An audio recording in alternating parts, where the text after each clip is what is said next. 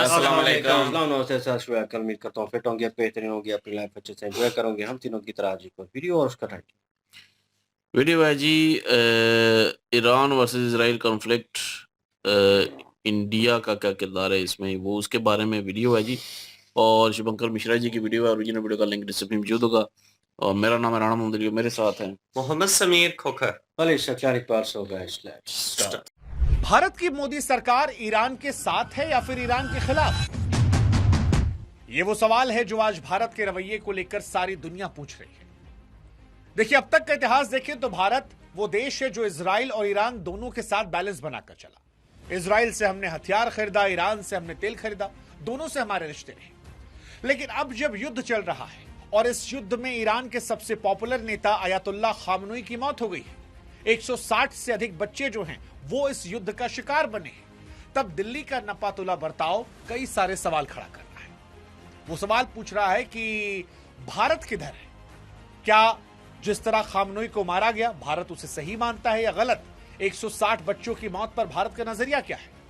वैसे भारतीयों के नजरिए की बात की जाए तो इजराइल को लेकर हमेशा से दो नजरिया रहा है। राइट विंग इजराइल को हमेशा सपोर्ट करता है, लेफ्ट और जो बाकी थे वो हमेशा ईरान के करीब रहे या एंटी इजराइल आप कह सकते हैं वो रहे। लेकिन अब युद्ध के बीच में ये भारत का बदला हुआ रवैया क्या भारत की नई पॉलिसी है या वक्त की नजाकत को देखते हुए भारत की जरूरत? ये सवाल सबके मन में है। सवाल ये भी है कि ईरान जिसके साथ हमारे पुराने सांस्कृतिक रिश्ते रहे हैं, क्या अब वो रिश्ते नए सिरे से डिफाइन हो रहे हैं, या फिर क्योंकि कश्मीर के मसले पर खामनोई बीते कई सालों में कई बार एंटी इंडिया स्टैंड ले चुके हैं, ऐसे में इंडिया अब उसको लेकर खामोशी अख्तियार कर रहा है? वैसे प्रधानमंत्री नरेंद्र मोदी का हमले से ठीक पहले इजराइल में होना क्या केवल इत्तेफाक था, या फिर इंडिया ने पुरानी सोच को किनारे रखकर ऐसी राह पकड़ ली है जहां दोस्ती और दुश्मनी दोनों का पैमाना सिर्फ और सिर्फ नेशनल इंटरेस्ट देखा जाएगा? क्या ईरान के अलावा खाड़ी के जो बाकी देश हैं उनके साथ जो हमारे मजबूत बिजनेस वाले रिश्ते हुए हैं उसकी वजह से इंडिया खामोश है? बहुत सारे सवाल हैं जो भारत के स्टैंड को लेकर आज दुनिया के मन में है, और आज इस वीडियो में उन सवालों को आसान भाषा में हम समझने की कोशिश करेंगे। हमारी आपसे गुजारिश है कि आप हमारे व्हाट्सएप चैनल से जरूर जुड़िएगा ताकि ये वीडियोस आपके मोबाइल फोन तक अपने आप पहुंच जाएं, हमारा आपका रिश्ता और करीब आ जाए। व्हाट्सएप चैनल का लिंक हमने डिस्क्रिप्शन में कमेंट सेक्शन में दे रखा है, प्लीज आप उसे सब्सक्राइब जरूर कीजिएगा। अब शुरुआत करते हैं भारत और ईरान को लेकर। भारत और ईरान का रिश्ता जो रहा है वो केवल पॉलिटिकल नहीं रहा है, दरअसल हजारों साल पुराना भाईचारा है। हमारी सभ्यता से लेकर मुगलों के दौर तक ईरान का असर हमारे खाने पीने से लेकर हमारी कला तक में दिखता है। जैसे आज जो पुलाव या समोसा हम खाते हैं वो ईरान की देन है। इनफैक्ट हमारी भाषा पर भी ईरान का असर है, चाहे वो आराम शब्द हो, जमीन हो, बाजार हो, ये रोज बोले जाने वाले शब्द फारसी शब्द हैं जो ईरान से आए हैं।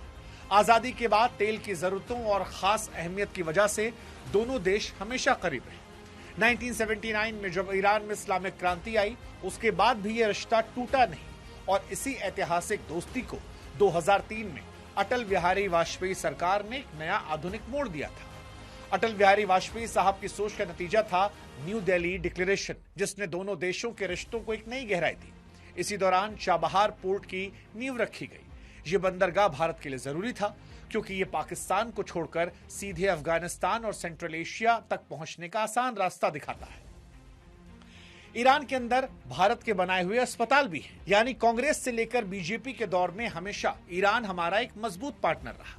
लेकिन आज प्रधानमंत्री नरेंद्र मोदी के दौर में जब अमेरिका लगातार दबाव बनाने की कोशिश कर रहा है, वो ईरान पर पाबंदियां लगा रहा है, तब सवाल जो है वो जरूर खड़े हो रहे हैं कि भारत किधर है, प्रधानमंत्री नरेंद्र मोदी खास तौर पर वो किधर है?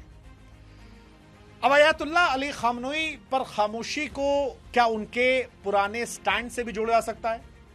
यह भी बड़ा महत्वपूर्ण एंगल है भारत की खामोशी को लेकर। ईरान के सबसे बड़े नेता अयातुल्लाह अली खामनोई ने पिछले कुछ सालों में कई बार ऐसे बयान दिए जिन्हें भारत ने अपने अंदरूनी मामलों में सीधा हस्तक्षेप माना। खामनोई अक्सर अंतर्राष्ट्रीय मंचों पर, सोशल मीडिया पर कश्मीर की तुलना फिलिस्तीन जैसे युद्ध वाले इलाके से करते रहे। यहां ईरान का पक्ष यह रहा कि वे खुद को पूरी दुनिया के मुसलमानों का रक्षक और नेता मानते हैं, इसलिए वे ऐसे मुद्दों पर बोलना अपनी नैतिक जिम्मेदारी समझते हैं। उनके लिए कश्मीर का मसला धार्मिक रहा। हालांकि उनका यह रुख तब और कड़ा हो गया जब भारत ने कश्मीर में आर्टिकल 370 हटाने का फैसला किया। भारत के लिए ईरान का यह दोहरा रवैया बर्दाश्त करना मुश्किल था बीते कुछ सालों में, क्योंकि एक तरफ ईरान व्यापारिक फायदे चाह रहा था, दूसरी तरफ वो कश्मीर को लेकर वो बयान दे रहा था जो भारत बर्दाश्त नहीं कर रहा था। भारत ने कई बार इसका विरोध भी किया और यह भी साफ किया था कि किसी भी विदेशी नेता का हमारे घर के मामलों में बोलना सही नहीं है, उन्हें कोई हक नहीं है। अब कई जानकार मानते हैं कि खामनोई का वो जो स्टैंड था उसने भारत को उनके प्रति अपना रवैया सख्त करने पर मजबूर कर दिया। भारत की खामोशी के पीछे क्या खामनोई का एंटी इंडिया कश्मीर को लेकर जो स्टैंड था वो भी जिम्मेदार हो सकता है? यह सवाल बड़ा महत्वपूर्ण रहेगा। वैसे सवाल प्रधानमंत्री नरेंद्र मोदी का हमले से ठीक 48 घंटे पहले इजराइल में होना भी है। पीएम इजराइल में थे और यह दुनिया में चर्चा के केंद्र में है। हालांकि प्रधानमंत्री नरेंद्र मोदी की इजराइल में मौजूदगी को लेकर विदेश मंत्रालय ने संतुलित और कूटनीतिक भाषा का इस्तेमाल किया है। भारत ने किसी हमले को सीधे तौर पर कंडेम नहीं किया, लेकिन हां, अपनी बातों में भारी बेचैनी का जिक्र जरूर किया। विदेश मंत्रालय की तरफ से कहा गया कि हम डीपली कंसर्न्ड हैं जो कुछ हुआ है। भारत ने यह भी स्पष्ट किया कि बातचीत और कूटनीति पर जोर दिया जाए, लेकिन घरेलू राजनीति में इसे लेकर काफी शोर है, क्योंकि कांग्रेस की वरिष्ठ नेता सोनिया गांधी ने इसको लेकर सवाल उठाया कि भारत खामोश क्यों है, क्यों अंतर्राष्ट्रीय नियमों की जब अनदेखी की जा रही है तो उसमें भारत चुप है। राहुल गांधी ने भी कई सारे सवाल खड़े किए। विपक्ष का लॉजिक ये है कि भारत का हमला करने वाले का नाम न लेना और चुप रहना एक तरीके से इजराइल और अमेरिका को मौन समर्थन है और वो अपने क्षणिक फायदे के लिए ऐसा कर रहे हैं। अब ये सवाल बड़ा महत्वपूर्ण हो जाता है। इस सवाल को लेकर भारत में राय बहुत बटी हुई है। एक वर्ग है जो ये कह रहा है कि मौके की नजाकत को देखते हुए यही सही है। दूसरा कह रहा है कि फिलहाल भारत जो है वो पहले जैसा भारत नहीं रहा, जहां पर अटल बिहारी वाजपेयी ने इराक हमले को लेकर खुलकर मुखर होकर विरोध किया था। उससे पहले की सरकारों में भी कई बार मुखर होकर विरोध किया गया था। इस सवाल का जवाब आप अपने हिसाब से सोचकर हमें कमेंट सेक्शन में दे सकते हैं। हालांकि इसमें एक थ्योरी और निकल कर आती है तेल सुरक्षा और इंडिया फर्स्ट को लेकर, क्योंकि युद्ध का असर सिर्फ बॉर्डर तक सीमित नहीं है, भारत की जेब और सुरक्षा पर भी है। अगर ये युद्ध और भड़का तो कच्चा तेल और महंगा होगा। इसका सीधा असर भारत में पेट्रोल डीजल की कीमतों और महंगाई पर पड़ेगा। दूसरा, खाड़ी देशों में फिलहाल 1 करोड़ से ज्यादा भारतीय हैं। किसी भी बड़े हमले की स्थिति में या किसी भी स्टैंड लेने के चक्कर में उनको निकालना और उनकी नौकरियों पर संकट आना भारत के लिए एक बहुत बड़ा झटका हो सकता है। यही वजह है कि आज भारत के लिए ईरान से कहीं ज्यादा जरूरी सऊदी अरब और यूएई जैसे खाड़ी देश हो चुके हैं, जो न केवल निवेश करते हैं बल्कि संकट के समय भारत की ऊर्जा सुरक्षा की गारंटी भी देते हैं। रही बात चाबहार पोर्ट की, तो भारत एक समझदारी भरा रास्ता अपना रहा है। वो जानता है कि ईरान को भारत के निवेश की जरूरत है, भारत को मध्य एशिया के रास्ते की। लेकिन अब भारत की कूटनीति का संदेश शायद स्पष्ट है कि दोस्ती अपनी जगह पर, नेशनल इंटरेस्ट अपनी जगह पर। भारत शायद अब किसी एक गुट का हिस्सा बनने के बजाय अपनी जरूरतों के हिसाब से फैसला ले रहा होगा। लेकिन सवाल इन सब के बीच में फिर वही बरकरार है कि क्या प्रधानमंत्री नरेंद्र मोदी को इसको लेकर एक स्टैंड लेना चाहिए? क्या जैसे पूर्व प्रधानमंत्री अटल बिहारी वाजपेयी ने इराक को लेकर स्टैंड लिया था, इंदिरा गांधी ने एक जमाने में अपने दोस्त रशिया को लेकर क्लैरिटी से बात रखी थी, वैसे ही भारत को भी स्पष्ट तौर पर खुलकर कहना चाहिए? या फिर डोनाल्ड ट्रंप की हरकतों को देखते हुए, डोनाल्ड ट्रंप के अंदाज को समझते हुए और ये जानते हुए कि खामनोई ने लंबे अरसे तक एंटी इंडिया स्टेटमेंट दिए थे और अब जब ईरान के खिलाफ गल्फ कंट्रीज में भी तमाम देश हैं, तो भारत को वेट एंड वॉच वाली पॉलिसी अपनानी चाहिए? क्या भारत की नई नीति यही होनी चाहिए कि डिप्लोमेसी में जो पुराने रिश्ते थे उनको याद रखा जाए, लेकिन ध्यान यह भी रखा जाए कि नए खराब ना हो? क्योंकि भारत की लड़ाई भी जब पाकिस्तान से चल रही थी तो वहां पर भी दुनिया के तमाम मुल्कों में कोई सामने नहीं आया था। ऐसे में भारत जब अपनी अर्थव्यवस्था का ध्यान रख रहा है, गल्फ कंट्रीज में भारतीयों का ध्यान रख रहा है, तो क्या वहां पर प्रधानमंत्री को कोई स्टैंड लेना चाहिए या जो ये पॉलिसी चल रही है इंडिया फर्स्ट, इसी पर कंटिन्यू करना चाहिए? हमारा सवाल आपसे, आपको क्या लगता है, इंडिया जो है वो एंटी ईरान है, प्रो इजराइल है, या फिर इंडिया ना इजराइल के साथ है ना ईरान के साथ है, भारत अब सिर्फ भारतीयों के हित के साथ है? What's your take? Comment section आपका इंतजार कर रहा है।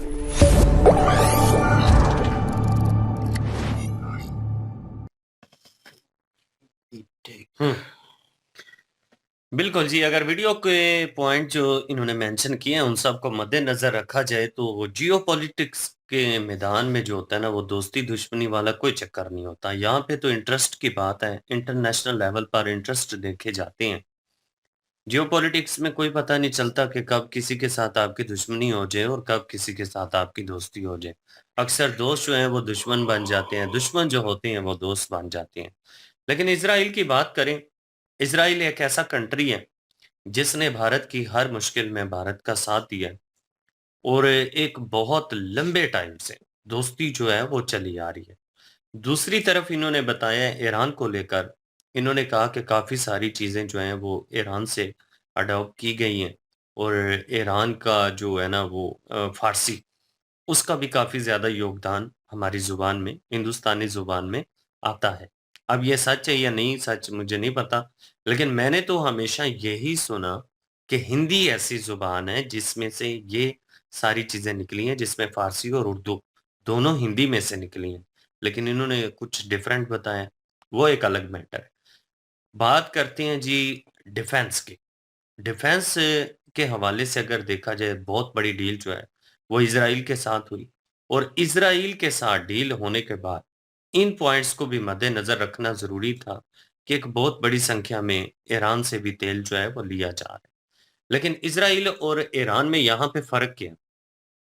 हम अक्सर वीडियो बनाते हैं तो उसमें मैं कमेंट सेशन में जाके विजिट करता हूँ, चेक करता हूँ और ज्यादातर मैंने जो देखा है इंडियन लोगों की जो सोच है वो इजराइल के साथ, वो ईरान के साथ नहीं।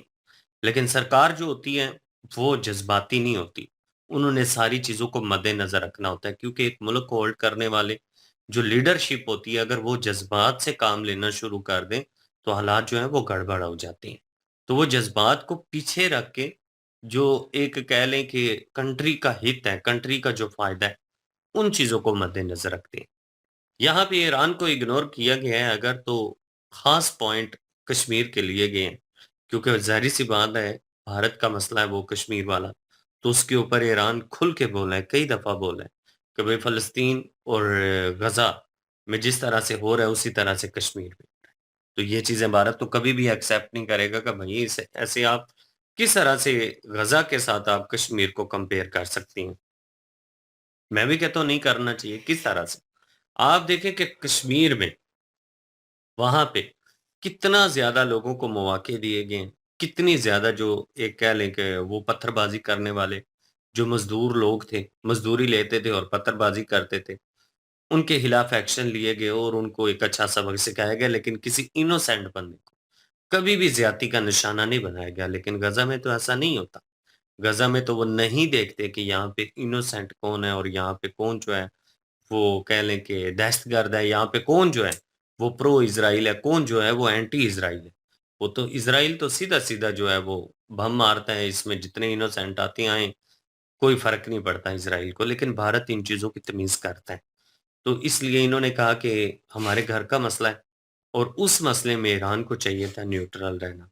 लेकिन Iran as a Islami country होने के नाते वो न्यूट्रल नहीं रहा और उसने अक्सर जो है वो बयानात कश्मीर को लेकर दिए। अब ईरान का और पाकिस्तान का जो मैटर है ना, वो इस तरह से है कि लोग जो इनकी अपनी सोच है और लोगों की जो सोच है, इन्होंने इनको ना इस्लाम का एक लीडर बनाया हुआ है अपने ही तौर पर। है कोई नहीं है, ना ही इस्लामी कंट्री इनको अपना लीडर मानते हैं, लेकिन अपने तौर पर इनके अवाम की मेंटालिटी आप चेक कर लें। मैंने अक्सर देखा पाकिस्तानी अवाम सोशल मीडिया पर कहती रहती थी कि इस्लाम इस्लाम का किला है पाकिस्तान। पाकिस्तान दुनिया का वो वाहिद मुल्क है जो सारे मुसलमान मुल्क जितने भी हैं, उनका सरबराह है। अपने तौर पर इनकी ये सोच है कि एटम बम है, तो जिसकी वजह से जितनी भी इस्लामिक कंट्री हैं, वो अपना लीडर मानते हैं पाकिस्तान को, जबकि ऐसी रियलिटी नहीं है। ईरान भी यही समझता था कि एज़ अ इस्लामिक कंट्री होने के नाते उसकी ज़िम्मेदारी है कि दुनिया में किसी भी मुस्लिम कंट्री के साथ कुछ भी मसला, कोई दिक्कत होती है तो उसे बोलना चाहिए। मैं समझता हूँ कि एज़ अ इंसानियत बात जो है ना वो होनी चाहिए। जहाँ पर लगे गलत है, जहाँ पर किसी के साथ गलत हो रहा है, वहाँ पे बोले। धर्म को एक साइड पे रखें, लेकिन गलत के ऊपर बोलें, कहें कि हाँ भाई ठीक नहीं हुआ, ये गलत हुआ है। अब ईरान की अगर मैं बात करूं, ईरान में जिस तरह से मासूम बच्चों के स्कूल के ऊपर हमला किया गया, किसी भी तरह से, किसी भी तरह से इस चीज को डिफेंड नहीं किया जा सकता। जहां पे ईरान गलत था, मैंने कहा ईरान की गलती है। ईरान जो है वो एक रेडिकल सोच तो रखता है, लेकिन ये है कि तंजीमों को विस्फोट करती हैं वो। तो इसराइल और यूएसए जो है, वो तंजीमें उनके अगेंस्ट जो हैं यूज़ की जाती हैं, तो वो इस चीज़ को कैसे सहन करेंगे? लेकिन ये है कि उन्होंने ये गलत किया है कि जो बच्चों का स्कूल है, वो तो मासूम है, उनका युद्ध से क्या लेना-देना? उन बेचारों को तो ये भी नहीं पता कि मैटर क्या चल रही है, वजूहात क्या हैं, दुनिया में हो क्या रहा है? वो तो अभी मासूम हैं, उनकी तो ज़िंदगी अभी शुरू हुई थी। लेकिन वहाँ पे हमला करना इज़राइल का सरासर गलत है, जो कि नहीं होना चाहिए था। कुछ लोग कहते हैं कि हमास ने जो किया, आप समझते हैं कि वो ठीक है। हमने बारहा दफ़ा बात की है इस बात को लेकर। हमने कहा कि हमास ने जो हमाकत की, उसका खमियाज़ा बहुत सारे मासूम लोगों को भोगना पड़ा। आज हमास ही कारण है ना इन सब चीज़ों का। कितनी जानें मासूम लोगों की फ़लस्तीन में गई हैं, तो उसका कारण जो है हमास है। क्योंकि हमास ने ये हमाकत की, हमास ने शुरुआत की, तो जिसका खमियाज़ा मासूम लोगों ने भोगा। और हमास ने जो इज़राइली यहूदी जो बच्चे थे, वो मासूम हैं। वो यहूदी हैं या कोई भी हो, और उसके बाद जो बूढ़े लोग थे, जो बुज़ुर्ग लोग थे, उनके साथ ज़्यादती करना, मासूम बच्चों को ज़िंदा अवनों में जलाना, ये सरासर ज़ुल्म है। ये गलत है, हमने उस चीज़ के ऊपर भी बात की। लेकिन भारत जो है ना, इन्होंने कहा कि फैसला आपने लेना है कि किस पक्ष में खड़ा है। ईरान के पक्ष में खड़ा है या इज़राइल के पक्ष में खड़ा है। अगर मैं अपना ज़ाती ओपिनियन दूँ, तो मुझे लगता है कि भारत जो है, अगर ज़रूरत पड़ी, तो इज़राइल का साथ देगा, ईरान का साथ नहीं देगा। और इज़राइल ने साथ पहले भारत का दिया हुआ है। अगर 1971 की जंग की बात करें, तो उसमें इज़राइल का एक बहुत अहम योगदान जो है, वो भारत मानता है कि इज़राइल ने साथ दिया था। लेकिन अभी जो पाकिस्तान और भारत की जंग हुई, उसमें दोस्त ममालिक भी जितने थे, वो सब भी खामोश रहे हैं। किसी ने जो है वो खुलकर सामने आकर तो सपोर्ट नहीं किया, लेकिन पसे पर्दा तो ज़ाहिर-सी बात है, जो कंट्री दोस्त होती हैं वो सपोर्ट करती हैं, इस बात में कोई शक नहीं है। लेकिन फिर भारत ने भी सोचा कि भई दुनिया जिस तरह से न्यूट्रल रहती है ना, नेशनल इंटरेस्ट को मद्देनज़र रखते हुए, उस तरह से भारत को भी अपने आप को चेंज करना पड़ेगा, कि दुनिया में किसी को नाराज़ करो ही ना, बस यही कहो जी कि हम सबके साथ हैं। जिसको भी ज़रूरत पड़ेगी हम साथ देंगे, लेकिन उस तरह से जो किसी की जंग है, किसी और की जंग है, उसको हम अपने ऊपर नहीं ले सकते उसमें इंटरफेरेंस करके। हम सोचते थे कि जो है ईरान, इसके ऊपर अगर हमला होता है, ख़ुमैनी जो है उसकी अगर डेथ होती है, तो उसमें चीन और रशिया दोनों ने बयान दिए हुए थे कि हम फिर खुल के सामने आएँगे। आए हैं सामने? नहीं आए। चीन और बेशक हुँ? चीन बयान दे रहा है, रूस भी दे रहा है। सिर्फ चीन बयान नहीं, तो मैंने सुना है कि वो अपना कोई डिप्लोमेट भी भेज रहे हैं कि बंद करने के लिए। हुँ। चलें वो बयानात की हद तक ही हैं, लेकिन ये है कि उस तरह से हम कहें कि वो युद्ध में कूद पड़े तो ऐसा नहीं होता। पीछे से तो सपोर्ट कर रहा हो युद्ध तो में तो वो इस एक तरह अलग कोई भी बात है। नहीं कूदेगा ना। आप हाँ, कहते हैं युद्ध में कूद जाए, नहीं चाहे उन्होंने कहा स्पोर्ट था हो कि या ना हो, बैक बैक होती है, बैक पर्दे पे होती है सारी स्पोर्ट। आपका हाँ, क्या नहीं ख्याल जिस है कि तरह से वो उन्होंने सीधा कहा जंग था कि हम करके तो अपनी अपने पे मिसाइल लेने हैं उन्होंने? नहीं, चीन ने जिस थोड़ा तरह से तेज कहा हुआ था तो कि मार हम अपने लगाना। बेड़े भेजेंगे, रशिया ने कहा था कि हम भी भेजेंगे, और किसी भी हवाले से हम जो है वो ईरान की मदद करने के लिए तैयार हैं। लेकिन उस तरह से नहीं है। बहरहाल ठीक, बेड़े का तो जिस मैंने तरह नहीं से सुना कि कभी उन्होंने कहा हो कि हम अपने बेड़े भेजेंगे। उन्होंने यही कहा कि हम सपोर्ट करेंगे। सपोर्ट का मतलब हाँ, यही होता है कि अंदर-अंदर ही मिसाइल देना, टेक्नोलॉजी देना, ड्रोन अब देना, मैं इस स्पोर्ट को कुछ ये इस तरह स्पोर्ट की चीज़ें मानता हूँ देना। कि जो साथ हुँ। होता है ना वो इस तरह से होता है। अब देखें ना, इज़राइल का युद्ध जो है वो छिड़ चुका है। यूएसए जो है वो बिल्कुल खुल के सामने आ गया। वो साथ है। उसने अपने सैनिक भेजे हैं, अपनी एयर फ़ोर्स का योगदान जितना भी है वो अदा कर रहे हैं। ये होता है साथ। वो यूएसए तो वैसे ही पंगा ले रहा है ना। हाँ। यूएसए तो अब लेके पंगा पछता भी रहा है। यूएसए तो वैसे ही बस एक उसको ना ट्रम्प को वैसे ही खुजली थी। उसने ये इस दफ़ा जो है वो खुजली अपने अंदर करनी थी और वो करवा ली है।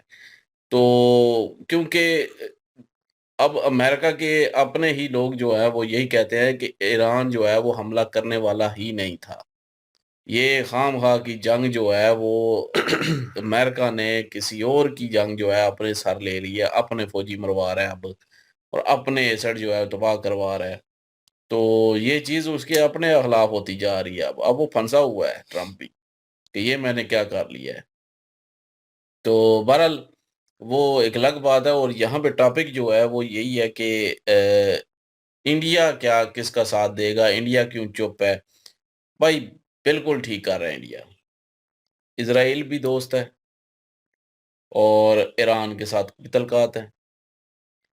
तो इंडिया अगर चुप ही रहेगा तो इंडिया बहुत बेहतर कर रहा है अपने मुल्क के लिए। तो चाहे अवाम जो है वो किसी के साथ भी हो, चाहे अवाम इज़राइल के साथ हो, ईरान के साथ हो, और लेकिन जो गवर्नमेंट है ऊपर बैठी हुई है वो भाई सोच रही है, आगे का देख रही है। वो अभी देख रही है कि अगर ईरान का साथ दिया तो अरब मालिक भी खिलाफ होंगे, उसके बाद इज़राइल भी होगा। अमेरिका तो खैर, अमेरिका को तो समझते नहीं ना, अमेरिका के तो वैसे ही खिलाफ है इंडिया। सीधी-सी बात है, उनका कोई नहीं है इंडिया को।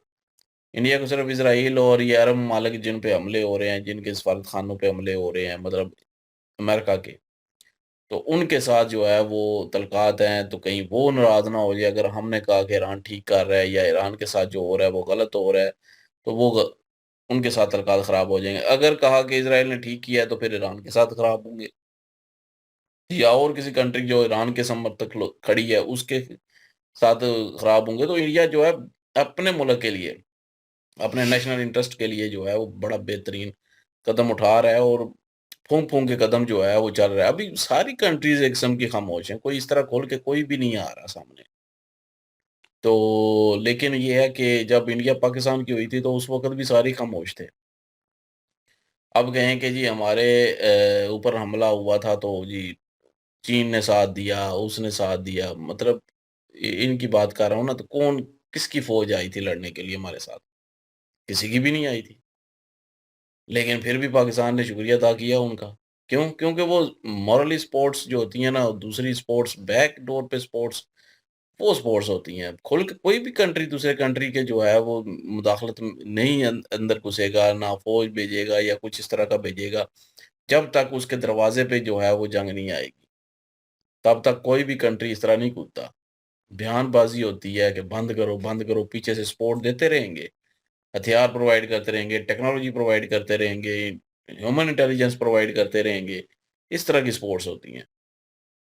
तो लेकिन ये है कि इंडिया कुछ जो है वो ज़ाहिर है, जो ईरान के साथ हैं वो यही कहते हैं कि जी इज़राइल के पास गए हैं जी, उधर बिक गए हैं और उनके साथ मिल गए हैं। उनके साथ मिल के जो है वो ईरान पे अटैक, ज़ाहिर है वो उसी वक़्त उधर ही थे जब अटैक हुआ, तो मेरे ख़्याल में उसके बाद वापस भी आ रहे थे। तो आ गए थे, तो उसी वक़्त ही उसके बाद ही जो है फ़ौरन बाद ही अटैक भी शुरू हो गए ईरान पे। तो जी ये कहीं इंडिया का औकात तो नहीं है, ज़ाहिर है बात तो होती है लेकिन ऐसी कोई बात नहीं है। इंडिया ने मेरा बयान दिया कि हमें तो पता ही नहीं था कि उन्होंने हमला करना है। लेकिन ये एक हमला जो था ये 1 हफ़्ते पहले से ही जो है वो तयशुदा था, कि उस दिन जो है वो एक मौका है कि सारी क़यादत इनकी इकट्ठी हो रही है। इज़राइल को जो है वो टिप मिली, इज़राइल ने आगे जो है वो ट्रंप को बताया, ट्रंप को उकसाया कि यार करो, करो, करो। हालाँकि वो उन्होंने अपने अभी मेरे ख़्याल में कांग्रेस में अभी रिपोर्ट भी नहीं पेश की थी कि ऐसे-ऐसे हमला कर दें या क्या करें। होता है ना कि बंदा जो है वो सलाह-मशवरे के साथ चलता है, क्योंकि पूरा मुल्क जो है एक किस्म का कूद रहा है इस जंग में। तो ये जंग हम हालाँकि अमेरिका की थी भी नहीं। अगर ईरान अगर कुछ बना भी लेता तो अमेरिका को तो कुछ नहीं होना था। अमेरिका ईरान से बहुत दूर है। तो फिर भी जो है उसने इज़राइल के लिए जो है वो ये जंग अपने सर ले ली है, और अब अंदरो-अंदरी जो है अ, उसकी तवक्को से ज़्यादा जो है वो ईरान उनको मार रहा है। तो इसमें कोई शक नहीं है। और लेकिन ईरान जो है वो ख़मीनी जो है वो कश्मीर के मामले में बोलता रहा है, तो जिस वजह से इंडिया को इस चीज़ का भी गुस्सा है। भाई गुस्सा बनता है। अगर कोई ज़ाहिर है ये इंडिया और पाकिस्तान का मामला है और इंडिया और पाकिस्तान को ही हल करना है। तो अब जी तीसरा कोई भी बोलेगा, अगर वो इंडिया के हक में कोई बोलेगा तो पाकिस्तान को बुरा लगेगा, अगर पाकिस्तान के हक में कोई बोलेगा तो इंडिया को बुरा लगेगा। तो सीधी-सी बात है, इसमें कोई दो राय नहीं है। तो ये भी चीज़ है एक लेकिन जो इंडिया अब कर रहा है ना, खामोश रह के, चुप रह के, वो ठीक है। नेशनल इंटरेस्ट के लिए कल को हर एक के साथ तल्लुकात रखने, किसी पक्ष में नहीं जाना इंडिया चाहता। तो बिल्कुल ठीक कर रहा है। ये नहीं है कि कोई इज़राइल का खुल के साथ दे रहा है, ऐसा भी नहीं है कि इज़राइल का साथ दे रहा हो या इज़राइल के हक में बयान दे रहा हो।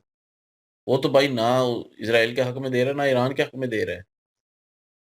तो बिल्कुल ठीक कर रहा है इंडिया। मैं समझता हूँ कि अच्छी पॉलिसी है और आगे का सोच रहा है इंडिया। देखेगा अभी हालात क्या बनते हैं, फिर उसके बाद जो है वो कोई फैसला होगा। बिल्कुल जी, सबको नज़र आ रहा है और ये वही बात आ गई, मैं हमेशा करता था कि अपने बेनिफिट होते हैं भाई और अपनी शर्तों के ऊपर खेला जाता है जब भी खेला जाता है। तो भारत उस वजह से खेल रहा है। अब वो लेफ्ट विंग जो है वो उनको तकलीफ़ हो रही है भई अपोज़िशन हमेशा ज़ोर लगाती है, हमेशा आपकी जो भी आप स्टेप लेंगे, उनको डाउट ही रहेगा और वो पुराने जो आपने पास्ट में गलतियाँ की हैं उनसे कंपेयर करने की कोशिश करेंगे कि पास्ट में भी आपने गलतियाँ की और अभी भी आप गलत कर रहे हैं। आप खुल के क्यों नहीं बोल रहे?